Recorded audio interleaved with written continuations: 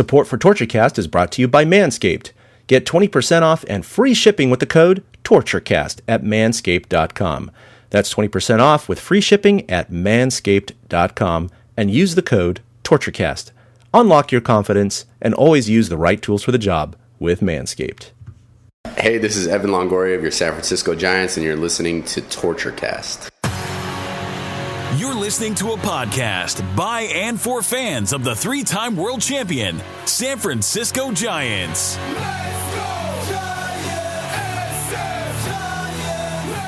With hosts Chad King and Eric Nathanson.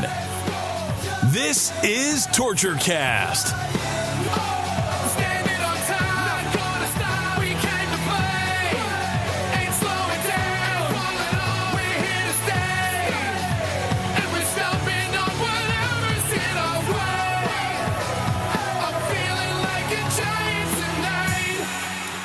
It's Thursday, November 18th, 2021, and this is episode 244 of the TortureCast, the podcast by and for fans of the San Francisco Giants. We're coming to you live on Facebook like we do all season long.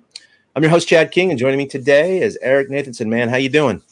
I'm doing good. It's a happy birthday to you, Chad. Chad recently celebrated his 29th birthday, and it's quite an accomplishment. Yeah, right. 30's right around the corner, so make sure you take care of yourself. Things are going to change shortly, so if you start creaking and cracking, that's why.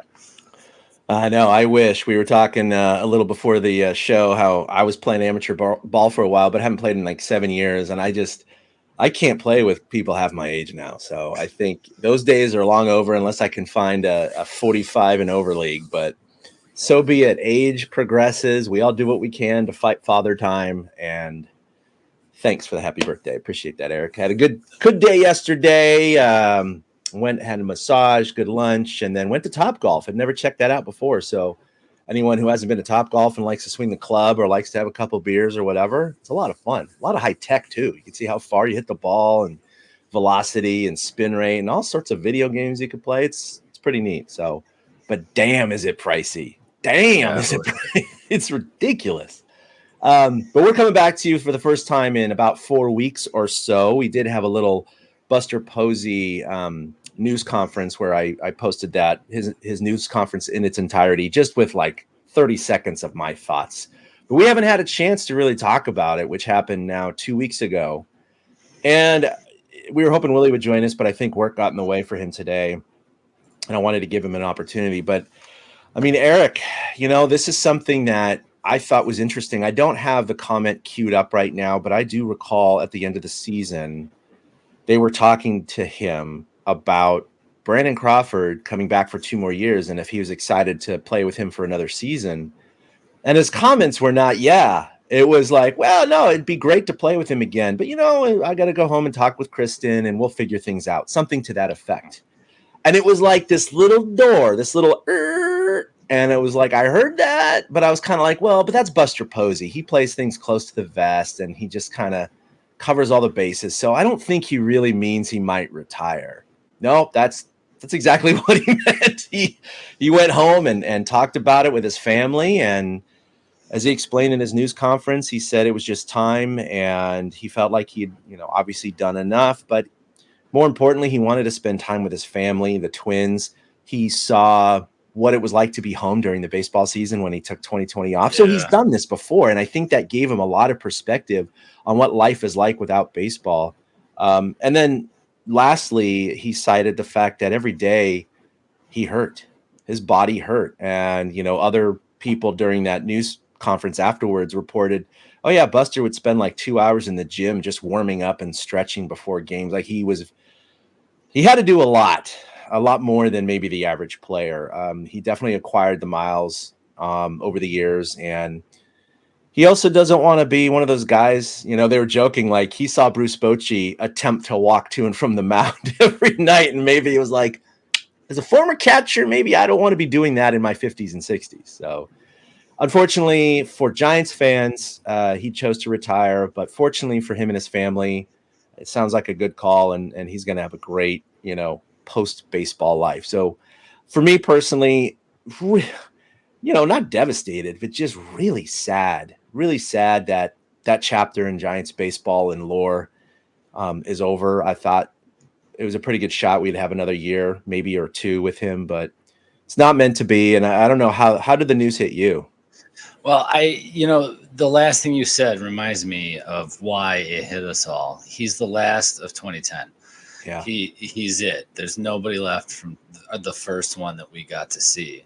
And I think that's, part of why it hit a little hard.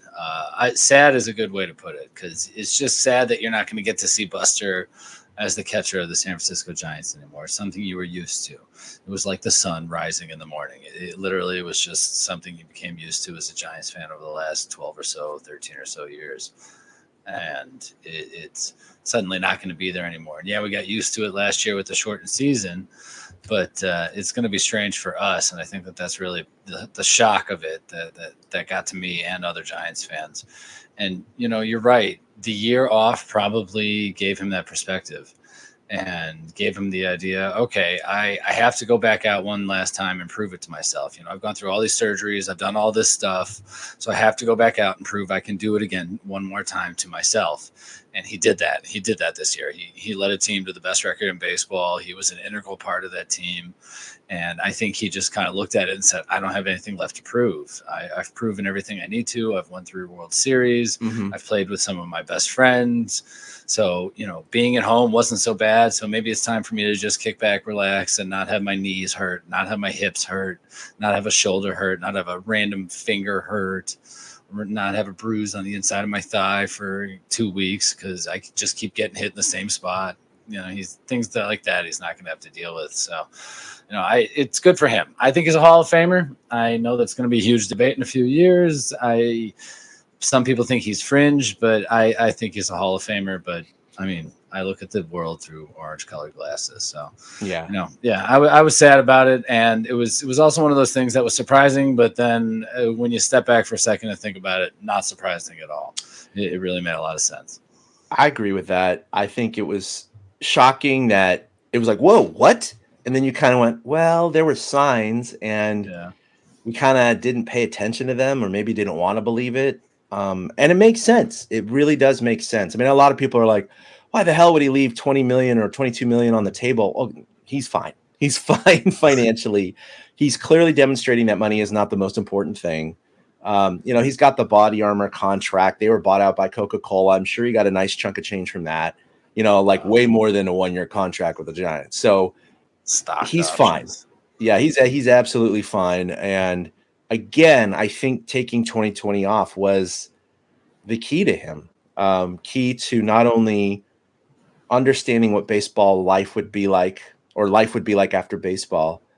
And you touched upon it, but he also said he wanted to prove to himself that he could still play. It was like a lingering, nagging thing that he's like, I had really crappy 2019. I need to prove to myself I can still play this game. And he went out, and obviously with the measured playing time that was agreed to by Zaidi and Kapler and Buster, and he went out and played 2 out of 3 games and had an all-star season, an absolute bang-up season, hit 302, 18 bombs, right? The whole thing. I mean, and he was great defensively. He won the Silver Slugger Award, which we'll get to here. He was fantastic. And so he's like, okay, I proved it, and now I'm going to ride off in the sunset. And so, yeah, we'll have the Hall of Fame discussion at a later date. That's coming in 5 years. I think it's going to be interesting, though. I will say that for a lot of the national writers, like a Buster Olney or Peter Gammons or whatever, they've already made their statements. They've already said, oh, he's a Hall of Famer. I'm voting for him. Oh, wow. There's other ones that have been like kind of, well, we'll see. I think that the distance of time might prove to hurt him a little bit. I could be wrong about it, because I think a lot of people are caught up in the pomp and circumstances and nostalgia right away. It's like, oh, Buster Posey's retiring. He's the greatest catcher of the 2010s and da-da-da-da-da, and he won 3 World Series. But I think after 5 years, they're going to look more at the numbers and go, well, he only had 158 home runs. He only played 12 seasons. He only, my argument to that would be like, okay, what if he played 20, 22, and 23 and he added another 30 home runs? Is that really changing your mind? Right. They're counting stats. that and he doesn't win it. Let's say he doesn't win another World Series, right? He just pads his stats. He still hits 300, adds 30 home runs. Oh, suddenly he's a Hall of Famer. Like, it's such a gray area. I don't see how that clicks him over. So to me, he's a Hall of Famer now or not. He's not going to be a Hall of Famer because he plays 2 more seasons. Yeah, that's totally true. But you're right. It's going to be looked at in a vacuum when it gets looked back on by the writers 5 years from now, and the whole narrative that surrounded his career won't be there. But I mean, the fact that he was a cornerstone of a franchise for so long, I mean, watching him look, he didn't know where to look, what to do when they won the World Series in 2010. And he's looking at the dugout. He's he's running out to Wilson, looking at the dugout. It was one of those pure moments. Like, everybody talks about the Buster hugs. But that to me is like, and the Grand Slam was obviously, but that 2010 moment to me is one I'll never forget. Just the look on his face, and it was crazy. And we just kind of knew we had the catcher, and we didn't expect the next 2 championships, and that was probably mine. So what's absolutely your long lasting memory of Buster Posey, and then we'll move on to more Giants business. Yeah, really, to be honest, is those 2 to me. It was just the sheer joy and he's a rookie, right? And he's like, oh my God, we won the World Series. What do I do, coach? I love that. I love how he turned and looked at the dugout like, well, I don't know what to do. And then okay, I'll go out and hug him. I'll hug Brian Wilson.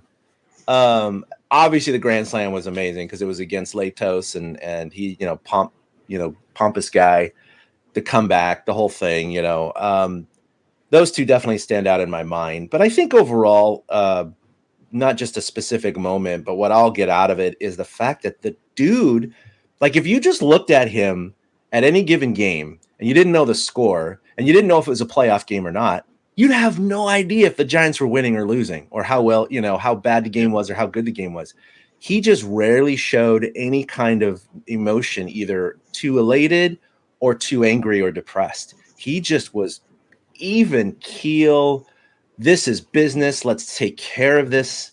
Let's, get this win. It didn't matter what the score was. He just always seemed to perform and do his job no matter what the circumstances were. And I think that's why he was such a professional catcher. They're all professional baseball players, but as we all know, some of them are, you get your Carlos Correa, doing the time. I hate that stuff, by the way. I know it's like, let him play, but I honestly, like, over the top stuff just really bugs me. But he just was all business. Even the Grand Slam, even stuff like that. You occasionally saw him like a walk-off against the Dodgers, right? He flipped his helmet while he's coming to home plate when everyone's going to crowd him. Little things like that. He'd show his right arm in the air when he homered in Detroit in the World Series. Yep, down the line. Mm-hmm. I think he threw his helmet another time when he beat somebody in like an 18-inning game in a few years back, obviously a few years back at this point. It was exhausting. It was like the Reds or something. They went 18 innings or something like that, and he hit a home run. It was exhausted, Buster. That's what made, I think, that moment of them winning the World Series to me such a moment is the stoicism that you were talking about that Buster exhibited. And he probably had a great manager for that in Bruce Bochy. He learned from somebody who was very similar in that respect, and that probably helped shape and define his career. And I'll bet you if he gets inducted, Bochy is probably the guy that does the induction speech. Yeah, I would think so. All right, well, Buster Posey is officially retired, so the Giants we'll have more discussions about this throughout the offseason about what the Giants' options are. Obviously, number one would be Joey Bart, and a backup could be Casale or someone else on the market. They're developing Patrick Bailey in the minors, who's got a hot start in the Arizona Fall League. So we'll talk about that throughout the season, but obviously those options are coming to the surface a little quicker than we originally thought. But we still thought Bart was going to be in the majors again this year anyway. So let's move on. We have not recorded since the World Series concluded. And thank you, Atlanta Braves. That's all I have to say. Thank you, Atlanta Braves. Not only did they beat the Dodgers, thankfully, and it was pretty interesting. We talked about it after the Giants season was over. We recognized that both teams were beat up pretty well. But even the national reporters were coming out going, yeah, that Giants series really took it all out of the Dodgers. And I'm not saying that's a silver lining. It's not. It sucks. We got beat by the Dodgers and then LDS. It happens, but it came down to one hit, one play, one at bat, one run. Could have gone either way. It is what it is. That's baseball. But the Dodgers threw everything they had at the Giants, including openers and Urias pitching every game and like weird stuff like that. Yeah, Scherzer closing. I mean, it was definitely Dave Roberts reaching in every tool of the bag that he had just to barely beat the Giants, and they just they ran out of steam. Scherzer had the dead arm, and Justin Turner pulled his hammy, and obviously, they were winded. Urias was not the same. He just had a dead ball, and he was hammered by the Braves. And I loved to hear all the Dodger fans and even reporters, beat writers were like, well, it's because of all these injuries. And it's like, yeah, the Braves are pretty damn injured too, losing a few all-stars, I'm just going to say. And second, that's baseball. And third, the Giants kind of beat them up. I mean, that's just what happens. That was Scherzer's dead arm, and, Urias was used a lot. And, that's the way they manage. So it wasn't like freak accidents or anything. But thank you, Atlanta Braves, for beating the Dodgers. And then just personally, I did not want the Houston Astros to win. I know some people wanted Dusty to get a ring. I get that. I totally understand it. I love Dusty. But I still cannot stand behind those 4 players still being on that team winning a ring. I can't. And so I was very happy. Not that I'm a Braves fan, not at all. But it's one of those innocuous teams. I'm like, okay, they haven't had one in a while. Doesn't bother me. It's weird. It's weird that 95 was a while ago because the Braves were so good for so long. They won 12 straight divisions, right? And only won one World Series. They beat 6 games over Cleveland. David Justice. Yeah, that's right. Cleveland. Yeah. The Braves. It's funny though because they did all these things by trading for these guys at the deadline and putting together this outfield that I had no idea about. I had no idea the Braves had done all this stuff, and it just kind of clicked at the right time for them. So, kudos to them. Like you, I did not want to see Houston win. I did not watch any of the NLCS. I did not watch the Braves beat the Dodgers. The one time I tuned in, the Dodgers hit a grand slam or some crap like that. And I'm like, all right, I'm done. I'm not doing this. And I tuned back in, and I did watch the World Series, but it was so memorable that I can't remember a damn thing right now. I really can't. And that's just kind of how it's going to go down. It's just one of those, like you said, okay, they haven't had one for a while. Good for them. Whatever. We'll move on to the next year. We'll always remember this as the year the Giants were the best team in baseball and had that epic fight with the Dodgers. Giants-Dodgers is what defined this season. So, the Braves can do what they want to win a title, but, I mean, it just still won't be the main story that comes back out of it. So, I mean, it was a decent ending. I mean, they definitely were a better team than Houston, and, I love Dusty. I do. But he chose to take the Houston job. That was his choice. That was his choice. And look, he got rewarded. He got another, year extension. So, I mean, Houston values him. And I admire him for coming into that situation, which was just a bag of shit lit on fire. And he knew it. So, like you said, he made that choice. And because he made that choice, I'm not going to feel sorry for him and go, well, he didn't get a ring. It's like, no, I do want him to get a ring. I don't want him to get a ring with the Astros. I just don't. It's just the way I feel. But I know a lot of Giants fans felt otherwise. They were rooting for him and pulling for him, and they didn't care about the other side of things. But I don't want any legitimacy being added to those guys who participated in that cheating scandal. And look, I know Ty Thomas, our good friend, who's a major Astros fan, and other Astros fans have a problem with that. They think it's not that big of a deal. And they're like, well, every team does something and stealing signs. And it's like, you know what? No, it's like nothing that's been proven like this. This was a systematic, regimen of cheating. And so, well, yeah, but it's been shown now that Jose Altuve refused to participate. They show him shaking people off. And I'm like, I don't care. That's not proof. He also didn't out the team. He didn't talk about it. He let it happen as a veteran. So to be fair, this is kind of ball don't lie the last 3 years, though. I mean, the Astros go out and lose the weird World Series to the Nats where no home team wins. And then they get beat in the ALCS last year, and then the Astros losing the World Series again. So ever since, the cheating came out, or the cheating at least was known about, they haven't been able to gain any traction. So maybe that's their curse now. Maybe they're going to keep getting to the dance or right next to the dance and not winning it all. Yeah, so it's 5 straight maybe they will ALCSs. I mean, that is ridiculous. Pretty remarkable. It's very, Braves like or whatever from the 90s. But, again, if they had won it this year, then all of the Houston fans and their players are going to crow and go, see, we don't need to cheat to win. This is legit. Yeah. And it's like, no, I didn't. I'd like to wait 20 years for that to happen, for them to say, as soon as not a single player is on that team that participated in the 2017 team, then I'm like, okay, maybe I can move on, because I'm not into punishing players that weren't a part of it. They're just going for an opportunity to play baseball, and it might be in Houston. That's fine.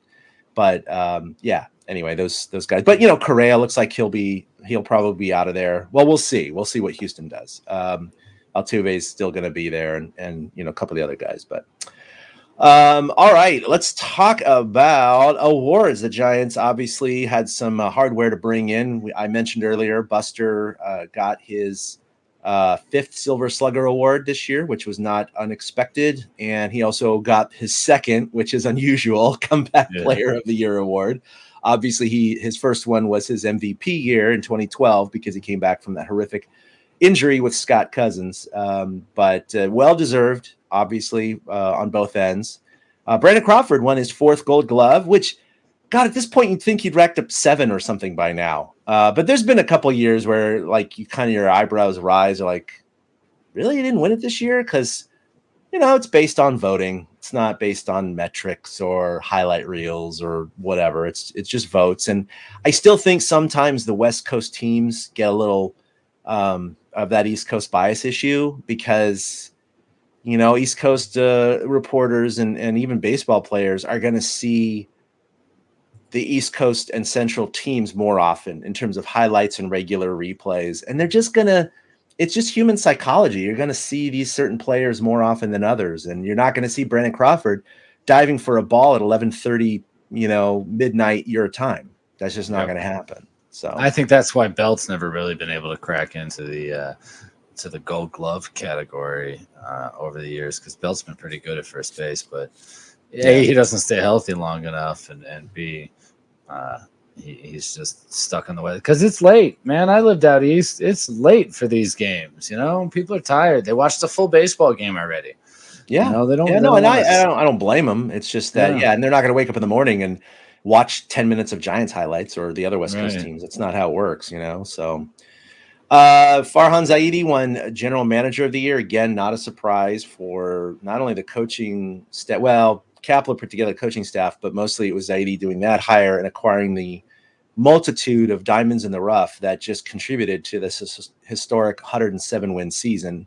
I mean, even he himself was blown away by 107 wins. That's just dumb. I mean, it's still hard to fathom that, Eric. I mean, 107 wins. That's just like, for this team, you'd expect that from the Dodgers or even the Yankees, even though they haven't reached that mark in a few years. I don't know. It's still remarkable for a team that was predicted to be 3rd or 4th in division, and hit 75 wins, like behind the D-backs. Blow that out of the water. Some people had them behind the D-backs, and you can totally get, though, Farhan's perspective of, I didn't expect 107 wins because, like, literally nobody expected 90. Right. Nobody on earth expects any team to win 107 games in a year. It just doesn't happen. That's not even the best team. Yeah, you're right. So you're not going right. You're not going into the season thinking 107 wins, best record in baseball. You're just thinking, okay, let's get to 100, win our division. That's where your goal set is at. So like you don't even fathom it. So to then kind of, I'm sure looking back, like you, like me, you have those moments of like, holy crap, this team won 107 games this year. It's something else. It's something we got to see with this group of guys. It wasn't like some Barry Bonds laden team. It wasn't the Kane, Lincecum, Bumgarner teams. It was this team. It was just kind of like how. And so they're totally going to be. We're always going to be shaking our head at like it's just amazing that they did that this year. Yeah. Mike Dowling, one of our listeners, said he predicted 91, and all of his mates laughed at him. I remember when you said that. I do. I remember you being one of the highest predictions we had seen. And I would say I didn't chuckle at it, but I was like, because Eric, of course, was the highest of our hosts at 88. I was at 77 or 78, and Willie was at like 74, 75. I was like, well, 91. I mean, that's not going to happen, but didn't laugh at it. But yeah, even you were short by 16. I mean, like, what are you going to do about it, right? I remember a couple of fan predictions after they won the 12 and the 14 World Series. We got in the hundreds. We got like 102 and 103, and we were laughing. We got like a 112. I think we did. Yeah, that was when fans were like way over the top. But that's kind of where you were at 91, just comparatively to where we thought the Giants would be. But kudos, man. Maybe your fandom or your insight helped you on that one. And then, of course, Gabe Kapler just announced 2 days ago, not unexpected, once again, National League Manager of the Year, received 28 first place votes. The other two went to Council and Schilt. So, I mean, I was actually almost surprised it wasn't unanimous, but that's fine. He got 28. That one guy left him off the ballot completely. Like, how? I mean, do you not know about the Giants in Cincinnati? What's up, buddy? Yeah, I read that, but I didn't. Has he come out and said anything, or like I know they don't have to, but no, not that I saw. It's not a big deal at all. Nah, it's just hilarious. One of those weird things. Yeah, it's like, really. He didn't have bad choices either. I think he went Schilt, Council. Hell, I don't know who the other one was. Did he put like Schnittger in there? Yeah, probably Snicker. Yeah, absolutely. Because the Braves got hot at the right time. I mean, they were not in the lead in the division, wire to wire by any stretch. No. Yeah, it's just an odd one. Yeah, it's almost like they had like a vendetta against the Giants or Kapler for some personal reason. I don't know. It's just kind of odd, but whatever. It's fine. He basically won in a landslide, so that's all good. Bruce Bochy, of course, announced it. That was kind of a obvious cue, like, okay, Kapler's winning this, Yeah, but it was also weird because Bochy never won one. That's why it's weird. True. That is true. Never won one with the Giants. I think he won one with the Padres in 96, I assume, or maybe 98. Yeah, he won one in the 90s. I think it was 98 when they benched. Obviously, they went to the World Series, but they vote for this, of course, before the playoffs start. So the playoffs have no bearing on it. But Bruce Bochy, it's funny how he's in 3 World Series with the Giants, but he never won an NL Manager of the Year. Dusty Baker, ironically, won 3 National League Managers of the Year with the Giants, but never won a World Series. That's got to be something like 93, 97, and 02, probably. I believe you're right. I believe it was those years. We're talking about awards, and I just want to pitch this idea. I don't know, call me crazy, but hearing award winners announced in the middle of November, because the MVP award is going to be announced tonight, and I'm sure Crawford will come in 5th, 4th, 6th, somewhere like that. He's just going to get overlooked for Harper or somebody. But wouldn't it be nice to just like know these things during the postseason instead of in the middle of November when everybody's moved on to basketball, hockey, football, school activities, life, like baseball kind of drags it out by bringing out the awards at this time. I think it would be cool if we could know them during the playoffs, because then we could know that, like, say the Cy Young winner is facing off against the MVP. Or vice versa, things like that. I think that would be a cool little twist. I mean, football has their awards show the night before the Super Bowl. So, like, if somebody wins MVP, there's suddenly the MVP playing in the Super Bowl the next day. NHL does an honors banquet, but I think that's after the season. So, I mean, there's absolutely precedent for it. So I think they should announce the awards between the LCSs and the World Series instead of like dragging it out like they do. I think it's too stodgy and too stuck up on tradition to do it this way anymore. Yeah, no, it's not a half bad point. It doesn't take into account a lot of extra, curriculars, I guess you could say, and certainly hurt Bruce Bochy, I guess, in that regard. At the same token, it's 162 games, as opposed to whatever you can run through in the, 11 wins, 12 wins in the playoffs to get to the World Series or to win the World Series. But yeah, congratulations to Gabe Kapler. I'm telling you right now, I mean, you and I were not the biggest Kapler supporters when they announced his hiring. I mean, we weren't angry about it, but we were just like, I don't think this is the right fit. He's got too much baggage. That was the big thing. Baggage. He doesn't know how to handle a bullpen. That was proven in Philadelphia.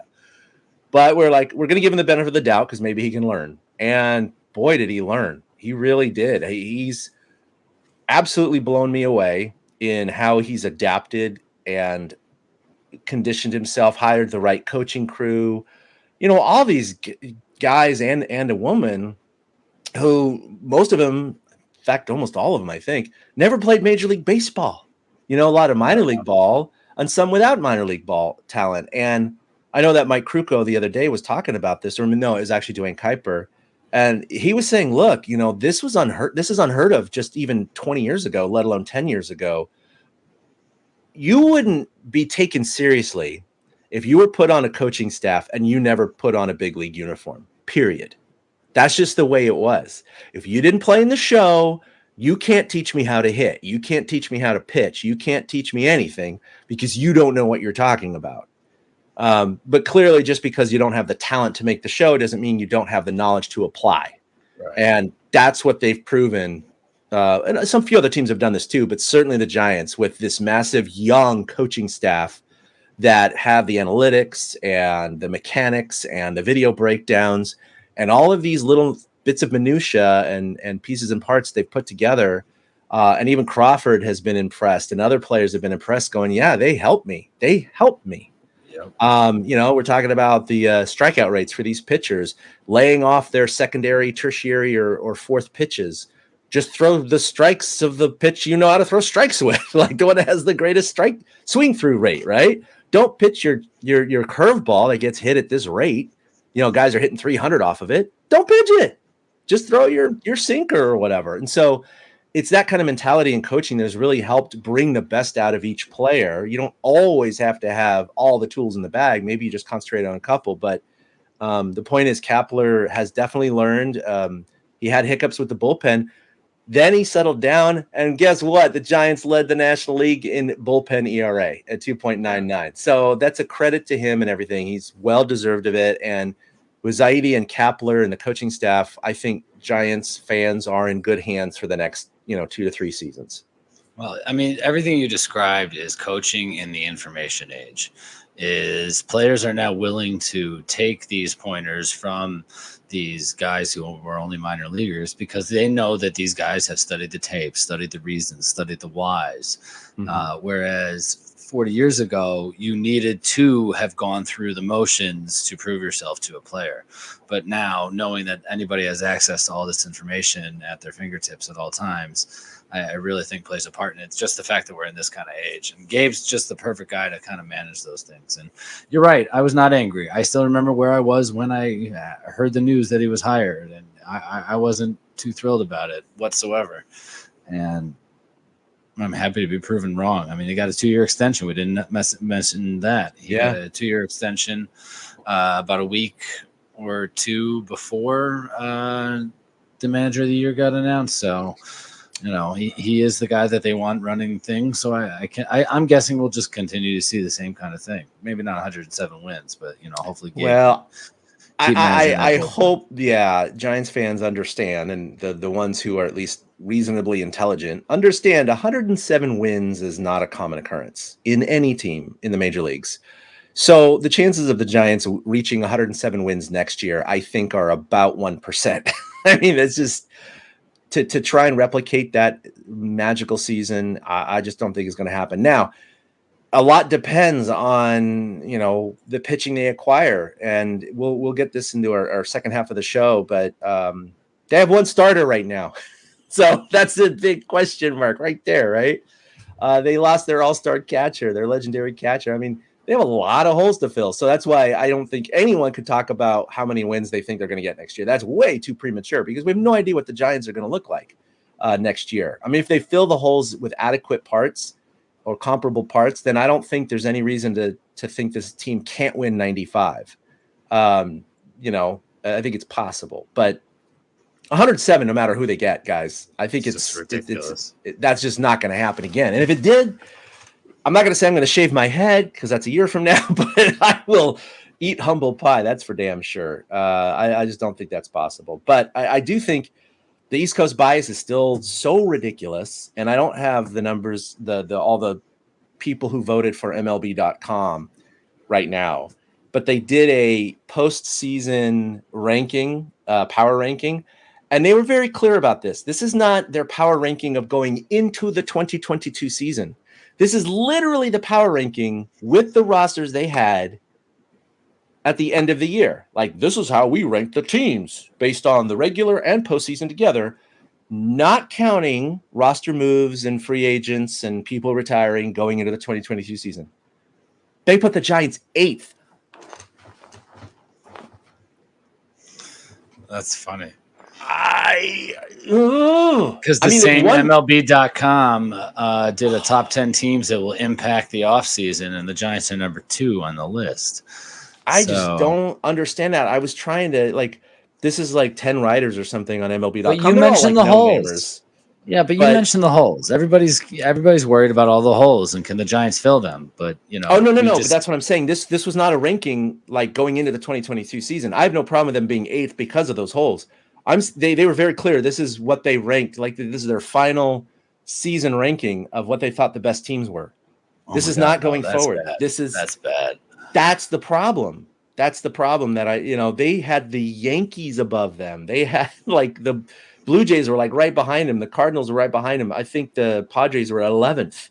It was just ridiculous to read this list. And I'm and this is an average list. But again, I don't want to go off. I don't want to waste everyone's time. That's power rankings. They literally mean nothing. It's just another reflection on how they win 107 games, play the Dodgers to the last at bat, the last out. And they're yeah, I think they were 8th best in the major leagues this year.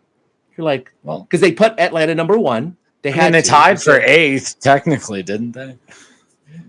They won the World Series. 4-way tie for 8th place. You know what I mean? Because they're one of the 4 teams that lost. The Yankees lost the wild card to the Red Sox, and they ranked the Yankees above the Giants and even the Red Sox, which was just hilarious. Even Red Sox fans were "What the hell?" It's just funny. It lines up like that to me. That's hilarious.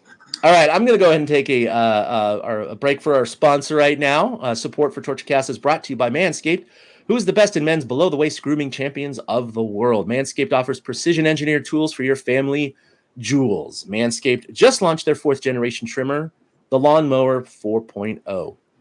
Join over 4 million men worldwide who trust Manscaped with this exclusive offer for all y'all listening. 20% off and free worldwide shipping with the code TortureCast at manscaped.com. And so here is the Lawnmower 4.0. It's pretty cool. You can hear it there. It's got a little light. I have used this, and it's something I never thought I'd use in my life, but we've had this opportunity, and it's definitely changed my perspective. It's a pretty amazing tool, very precision, very precise. And of course, you have attachments for different lengths. You don't always have to go on natural and super bare, I guess you could say, right? You could just trim the forest, if you will.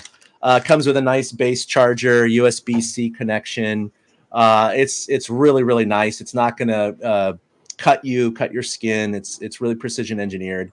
And again, it's got that magnet base, so it's wireless charging. You just put it in your base and take it out, just like a Sonicare or something like that. So I don't know. It's been pretty amazing. I've been using it now. I don't know about you, Eric, but 20% off is pretty good. How's your experience been?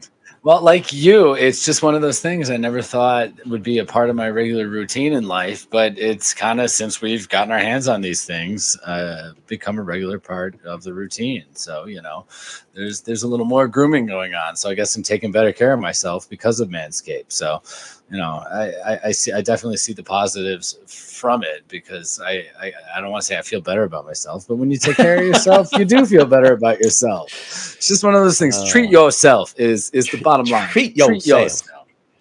Yeah. So, and they got a lot of other stuff too. They got They're funny names, but the crop preserver, the crop reviver, the ball toner, the ball deodorant. I love those names. So my wife definitely laughs at those. But anyway, check it out. 20% off and free shipping with the code TortureCast at manscaped.com. Go ahead, treat yourself, and you're supporting us at the same time. So go ahead and do that. We'd appreciate that. All right. Look. The Giants have a lot of work to do this offseason, and so we have a little bit of time left to talk about it. But the Giants exercised the club options on Wilmer Flores, $3.5 million, Jose Alvarez, $1.5 million, and then a surprise, Jay Jackson. Apparently, that was not common knowledge, but they exercised his option, which I could not find a contract value, but it's probably going to be at the league minimum or something at that point. But they picked up those three valuable tools to the Giants. Obviously, Jose Alvarez was great this year. Jay Jackson had his ups and downs. He's a little inconsistent, but he had flashes of brilliance. He'd go out and just strike out the side. And, of course, Flores was very instrumental to the Giants' success this year. He's a wonderful utility guy and regular fill-in as well. The Giants did have to say goodbye to Johnny Cueto. His $22 million option was predictably declined. They bought him out for $5 million.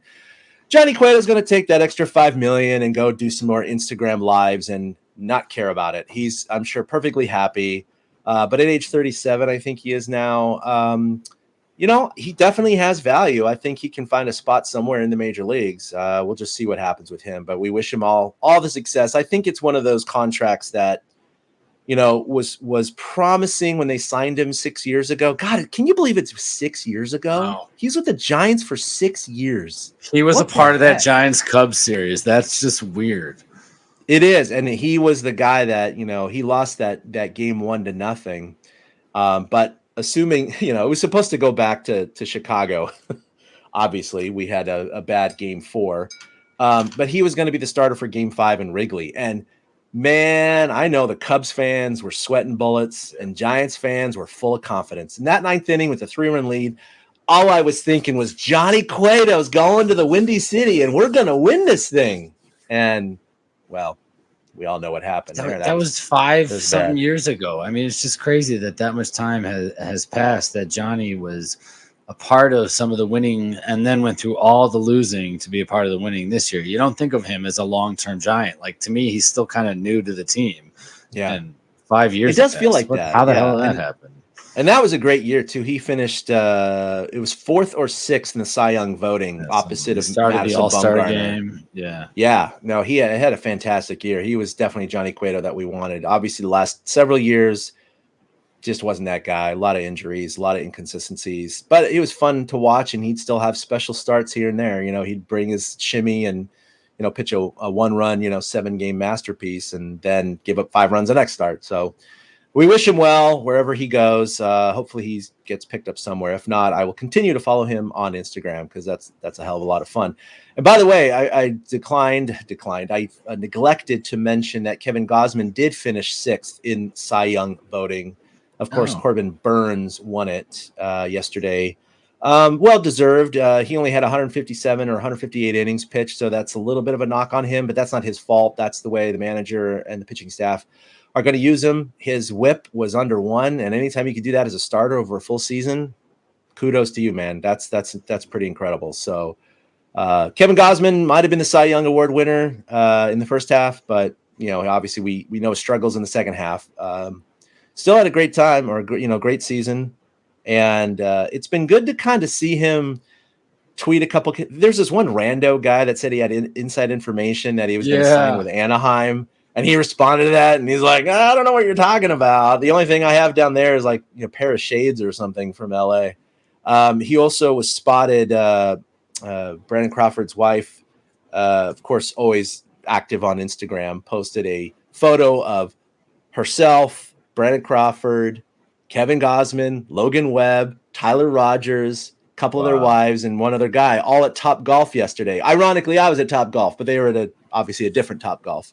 And all of them were standing there, and I'm like, that's good to see. You know what I mean? Like, you're seeing like Kevin Gausman still hanging out with his teammates. So that, those guys are talking about it. I mean, they're buddies. They're going to be chatting in private about coming back, and, Crawford re-signed, Logan's there, Tyler's going to be there. And you just wonder, I would love to hear those conversations. Man. So much crap. He's going to get so much crap from those guys because he's not signed yet. You know what I mean? They're going to be like, oh, but we can't talk to you about that because you're not really a Giant anymore. You're not really a Giant. You're a friend, but you can't hear this stuff. Yeah, they could totally pull that kind of crap. That's so funny because Crawford has that way, though, of pulling people in. And I've often wondered if the Brandon Belt decision was partly based on Brandon Crawford and their friendship and his love for playing for this team with his buddy. Like, I don't know how close they really are. And I know money is an important factor in everything, but I mean, comfort is really an important factor. What's the difference between 16 million and 18 million? I could tell you. No, you're comfortable on both, but you know what I mean? The Giants have that sort of familial attitude and bringing people into the fold. So Gausman, the Giants probably do have an upper hand on re-signing him if they want to. Chris Bryant, of the guys that elected free agency, Chris Bryant, Tony Watson, Kevin Gausman, Anthony DeSclafani, and Alex Wood. And had you told us at the beginning of last offseason that Anthony DeSclafani and Alex Wood would be pitchers for the Giants, we'd be like, what are you talking about? Exactly. If you told us Chris Bryant was a Giant, we'd be like, what? Tony Watson? How'd that happen again? So, they all contributed in their own way, which is why when we talk about the holes in the lineup, we kind of figure that the Giants will sign another DeSclafani, another Wood, and hopefully maybe some better guys, Scherzer, somebody like that, Marcus Stroman, somebody like that. So, but those guys are all free agents now. Bryant, Watson, Gausman, DeSclafani, and Wood. So if the Giants want to resign them, they got to compete with everybody. I'm going to bring up, just because I thought it was cool,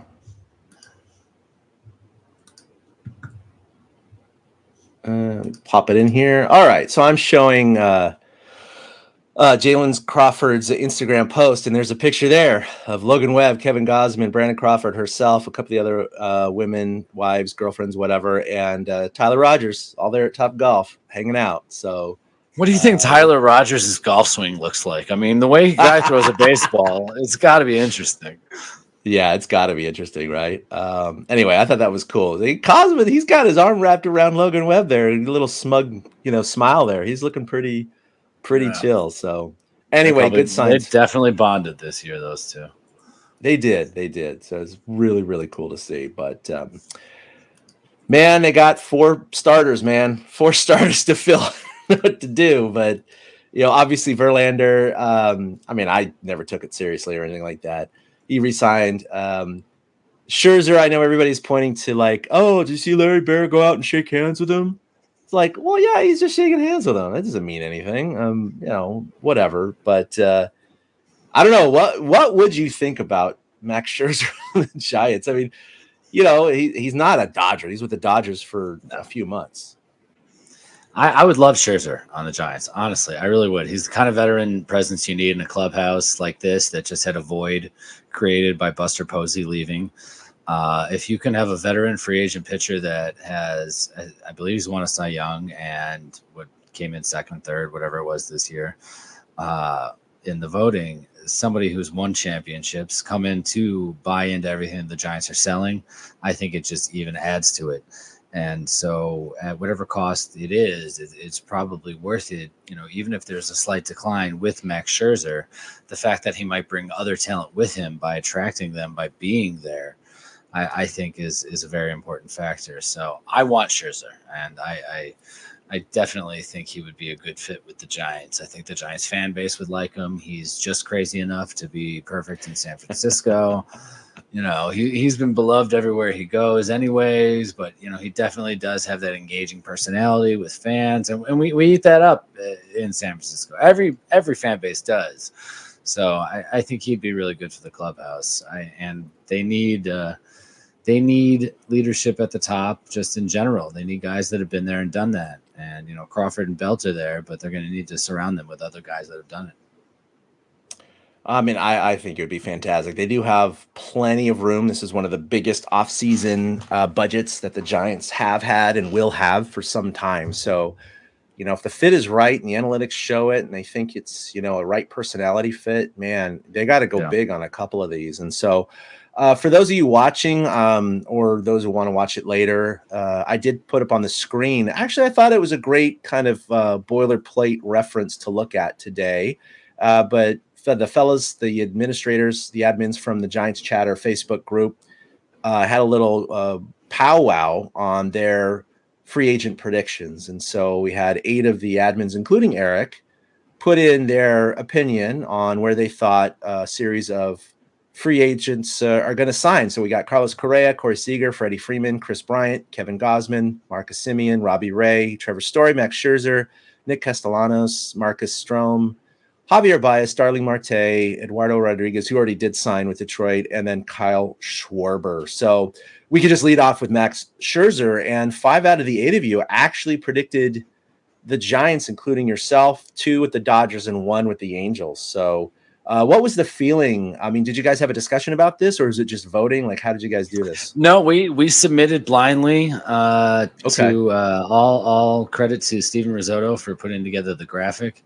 And we submitted our 1 through 15. These are the 1 through 15 list on MLB Trade Rumors. So Correa was ranked as the number 1 free agent. So surprisingly, Gosman's ranked as the number 5 free agent. Really surprised the crap out of me. Schwarber 15th, really. Still, anyway. So we submitted our picks for which teams they would sign with, and most of us submitted it right around the time Rodriguez signed with the Tigers. So like, I totally cheated there, and I'm sure a couple other people did too. No shame in my game. So we've talked off and on about the pitchers, but we've tried to actually stay away from it because we're writing a daily series about which free agent pitcher we want. And somebody's going to write about Max Scherzer, me, next week. And it's kind of funny because I really do want Max Scherzer. So, I mean, we've talked about it, the veteran leadership type stuff, and some of these names on the list that get bandied about, Stroman, I think, would be a good fit again. Pitching is what the Giants need to focus on. They've absolutely shown that they can put together hitting. So that's why I threw Stroman in there as well, because if the Giants want to spend money, they can throw it at pitching. They absolutely can. They don't have to go bonkers with long-term deals, but they can definitely throw the money at pitching. Yeah, and I know Farhan wants to stay away from those 4 or 5 year deals. That's just not his cup of tea. So if that's what some of these pitchers are going to demand, and the Giants are going to move on from them, they just are. They've been bitten the ass too many times about it, and Farhan has the math and the equations to put together a team piecemeal, even if you guys are only going to be on the team for 1 to 3 years. That's just He knows how to do it. He knows how to find those diamonds in the rough. So he has no qualms about going, Boris comes to him and says, my client needs 5 or 6 years and that's it. And he'll be like, okay, bye. We're just not going to talk to you. And they'll get a sucker team like the Angels or someone to go, okay, here you go. And then in 3 years they suck because of an injury or something. So I'm actually glad the Giants are going to stay away from that because, they've been bit by that too, obviously with like the Barry Zito contract and to a lesser extent, Johnny Cueto, not as much. I'm not saying it's a bad contract, but the back end of these deals are always where you get screwed. It is what it is. But Farhan, though, he has shown his track record, and I want Giants fans to remember this going into the offseason. Farhan's track record is to give out money to a couple of top-tier guys if they're available or if they're worth it, and then fill in all the parts around. All those Dodgers, oh my God, what great depth they built under Farhan, and look at this team. Most of those guys were making near the league minimum, maybe $1 million or $2 million or $3 million a year, like Wilmer Flores, $3.5 million for a guy who tied for the team lead in games played this year. I mean, that's a bargain. It's an absolute bargain. You expect somebody you're paying $20 million to lead the team in games played, not some guy that you're paying $3.5 million for, who's a utility guy. And that's just very much how Farhan builds his team and goes about his construction. So, the thought of them going after a Scherzer, a Stroman, a Corey Seager just as a random. I mean, they wouldn't have anywhere for him anymore. But Castellanos as another one. Like, it's not unheard of for Farhan to spend money. He absolutely spend it if the timing is right. And this isn't a reflection of the Bryce Harper from a couple of years ago. That was all management. I mean, all ownership. Yeah. It's interesting. Carlos Correa, obviously, I never expected any traction with the Giants. Neither did you guys. You all think Detroit, Yankees, or Houston. Corey Seager, again, No reason. Shortstop. Yeah, he could play another position. Not Giants interested. Freddie Freeman, I'm totally on the same page. All 8 of you thought Atlanta. He just won the World Series. He only knows Atlanta. Atlanta is going to throw everything. He's their guy. Like that's. I can't imagine him not signing with Atlanta. It's like letting Buster Posey walk. You can't do it. Yeah, no, that's going to happen. Chris Bryant, of course, definitely an interesting one. We're not going to break down all his stats here, but I think one of the things that I can say about it, and he was great in the 5 games of the playoffs. He hit over 400, obviously small sample size. But during his tenure with the Giants, I mean, he was fine. He was okay. And he was okay with Chicago, before that. He started out the year great. Don't get me wrong. He was like all-star all the way. Last year, he struggled mightily. He's shown some inconsistencies and in that issue.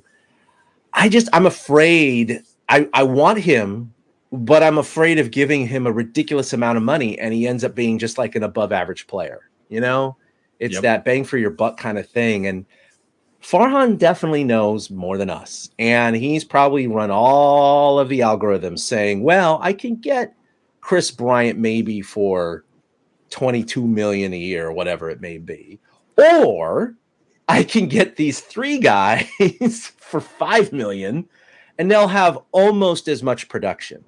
Therefore, the dollar, the war per dollar, if you will be higher with that. And that's what we need because that will give us resources for other positions like pitching or whatever. So it's one of those interesting things. If he tore the cover off the ball and was an all-star with the Giants, I think you'd be higher on Farhan's list. But I think with those inconsistencies and the way he played the remainder of the year and his defensive liabilities, I don't know, man. Like, I would like to see him on the Giants. I really, really would. I think he's a great fit in a lot of ways, but not for 20-something million.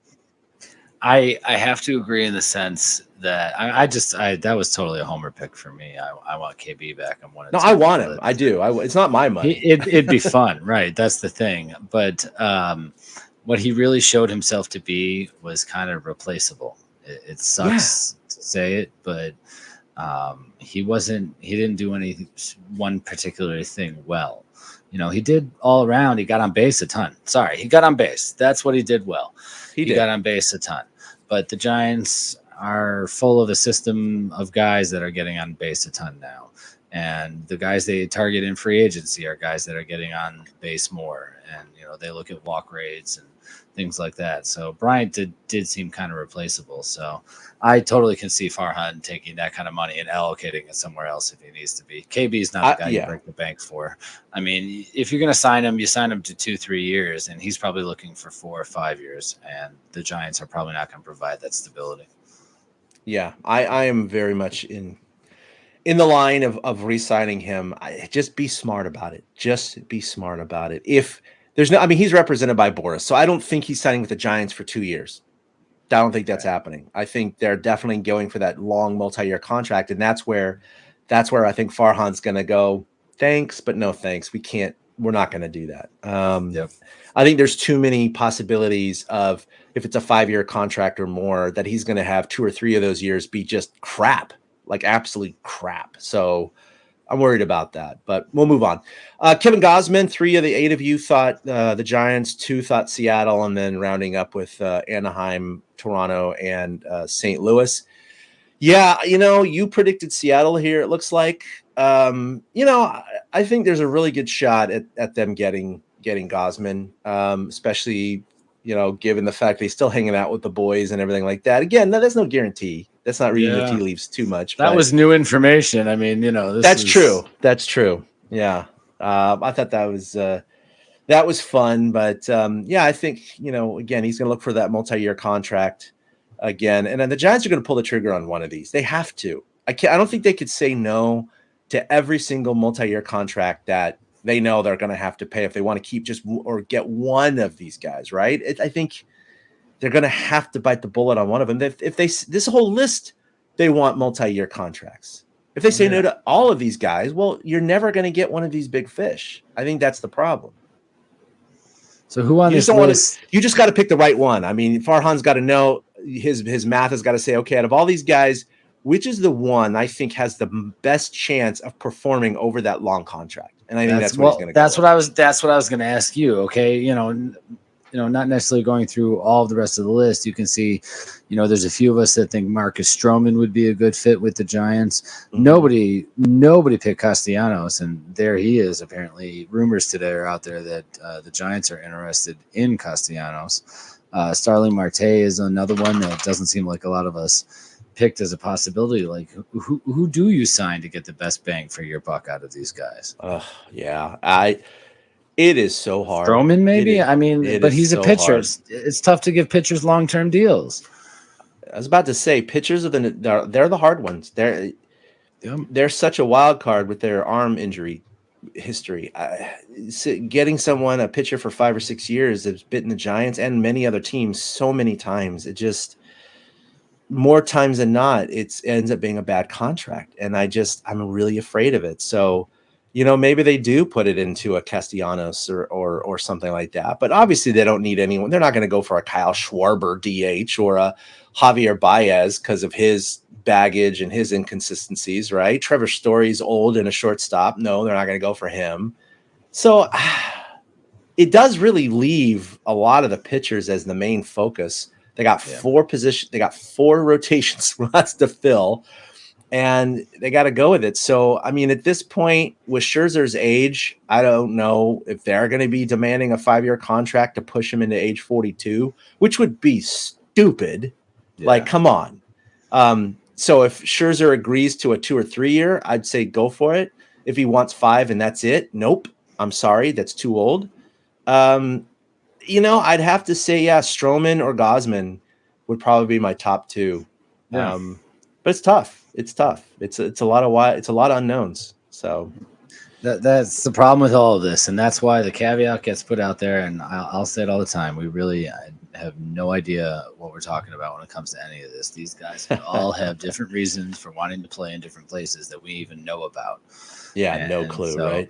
So some of the stuff that factors into it, we're not even privy to. So we're just speculating like everybody else when we're throwing out our predictions like this. This is just our own, juvenile, uninformed. Well, this is what you do. This is hot stove baseball. We talk about this kind of stuff. We've been doing it since we were kids, Yeah, no, it's cool. And of course, Robbie Ray's listed here. He won the AL Cy Young yesterday. 6 out of the 8 of you thought he'll stay in Toronto. 2 thought Anaheim.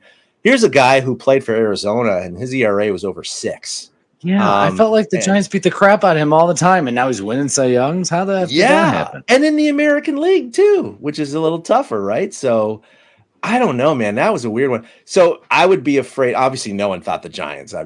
That's I don't think it's even on their radar. But a guy who comes out of nowhere to win the Cy Young, great for him. Kudos to him, but you need to be careful of that, right? It could be the flash in the pan syndrome. And, one good year is going to give him a payday. And good for him. But Farhan is too smart for that. And he could turn around and be a great pitcher for 5 years. We don't know that. But the data suggests that probably wouldn't happen. It's very odd for a pitcher who's been around for a while to suddenly turn it around and then keep that consistent, right? Well, the Giants aren't the team that's going to go after the breakout pitcher. The Giants are the team that the breakout pitcher plays on. Exactly. This is like, a Tesla or Apple or some stock hitting a peak and going, I need to buy it now. And then you're like, oops, never mind. I bought it when it was too high. They don't do that. The Giants don't buy high on those kind of players. No, they do not buy high. So I think they're going to be smart. So anyway, that's kind of a good little rundown, little Cliff Notes version of the free agent list going this year. So that'll be fun. Our playoff predictions obviously were way off. No one predicted Atlanta to even get out of the DS. So the 3 of us struck out on that. And the only one that got Houston in the World Series was Willie. But that was the only one he got right. He picked the Yankees and Cardinals. They both lost. He picked the Giants in Milwaukee to be in the CS. That didn't happen. And then Tampa Bay to be in the CS. That didn't happen. I did get Boston and LA right in the wild card and Houston to the ALCS. But I had San Francisco, Milwaukee, Tampa Bay and Houston, and then Tampa Bay and San Francisco. Yeah. You only got one right. You got the Dodgers winning the wild card. That's it. Everything else you got wrong. So it just goes to show you, man, we're just guessing. We're just guessing here. It's wow. too So hard. I was Chris Taylor swinging the bat away from being wrong completely the entire way. Yes, well, I mean, maybe almost. I would have gone extra innings. Yeah. I was about to say I take that back because the Giants probably would have beaten the Cardinals in a series. That's funny. That's true. Yeah, you still would have had that possibility. Butterfly. There are years could have been right. Right. There's years we cruise through those and we're just like, it's these two teams and then they end up playing each other. I mean, nobody picked the Nats, though, I don't think 2 years ago. So no. What are you going to do? It's just like no one picked the Braves at 88. People didn't pick the Giants at 88 in the wild card either. Right. So it's fun. That's baseball. This is what we do. And so it'll be interesting with the CBA. If they can even get there. There's a lot of problems with that. They're already whispering, and it could be just posturing by the league about suggesting that contracts are based on war. And I think that was just a shot across the bow. I think that was like come on. They know that is never going to happen. So why even say it? I mean, you just revealed like you're going to be that hell bent on your negotiations. Is that where you're going to, choose to stick your flag? I don't know, man. That's insane. The union would never go for something even close to that ever in a million years. It's always been based on past performance. That's just the way it is, right? Free market too. Yep. I regardless of how you feel about it, it's capitalism, and you can't take the players' rights away to cash in on their opportunities. Yeah. So that's never going to fly. And so if that's where the league is going to be standing, or at least close to that, oh my God, dude, we got this doesn't look good. But assuming they can actually get things ironed out in the next month or two, we're looking at expanded playoffs as a likely possibility. We're looking at the DH in the National League, which I know you like. I hate. Those are kind of the main. The runner on second probably would be eliminated. That was a COVID thing. I don't know, man. That could stick around. And that's one of the less likely or less sure things, I should say. Well, right? I mean, I don't hate it anymore. So, I don't care if it sticks around. Does that make sense? Because it doesn't happen in the playoffs. Right. That's why I don't hate it. It's like we've said here before. It's like overtime hockey. I get it. Get the game over with. I totally get it. Force the action. Yeah. So no, I mean, I understand it on certain levels. I still don't want to see it, but I still like extra inning games. I know the players don't, but I like it. I don't like the game just being like, oh, so the home team knew that the visiting team didn't score, so they bunted the guy over to third and got a sac fly to win. Whatever, like that's dumb. They didn't even get a hit. They sacrificed and got a fly ball and they won. Yay! But I know overall, 90% of the time it's not going to affect the overall standings. And I guess that's the point, right? It's like, well, if it's not going to dramatically affect the standings, but it's going to shorten games, then why not do it? It's better for some of the fans, half the fan. I don't know. And then definitely some of the players and the umpires for sure are going to be like, shorter games? Hell yeah. Sign me up. Yeah. So, oh my God, no umpire will ever argue with a shorter game. I mean, They love baseball, but I am telling you, from the moment the game starts, they're thinking about how they can get this game over with. They got their late dinner reservation at the local steakhouse, man. They got to make that, get their bottle of wine. They don't have to recover. They just drink. Yep, pretty much. Wine is I'm painting a bad picture for the larger unhealthy umpire. Right. It's not 1977 anymore. You're right. No, it's 2021. It's not like Eric Gregg and company, oh. But Joe West is now retired, so that's a good thing too. All right. Well, I think that'll do it for episode 244 of the Torture Cast. You can like us on Facebook. Find us there. This is, of course, where we're broadcasting live every week or so. You can follow us on Twitter at TortureCast there. Like us individually or follow us individually.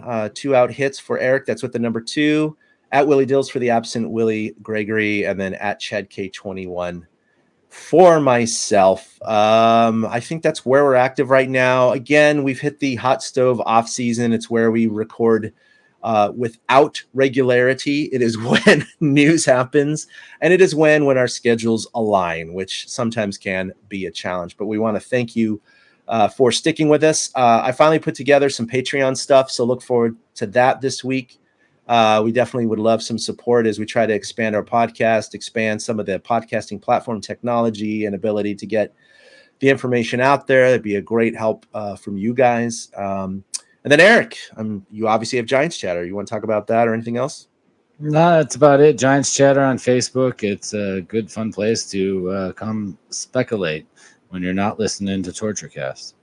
That's right. So I know this is traditionally when people lose a little bit of interest in baseball, and specifically the Giants or whatever their favorite team is. But we'll be there every couple 107 wins, man. I know, and so much is going to happen this offseason, assuming the CBA gets ironed out. I mean, this is really it's hard to use the word pivotal because of the 107 wins, but I think it's pivotal for where the Giants are heading the next 3+ years, because these contracts and these signings with the massive budget availability that they have is really going to shape what they're going to be able to do and their performance they're going to have in the next several seasons. And you know what's weird about that? The Giants could have won 77 games this year, and it would have been the exact same pivotal because of all of the money coming off the books and all the contracts being gone. I mean, Buster Posey's contract suddenly gone.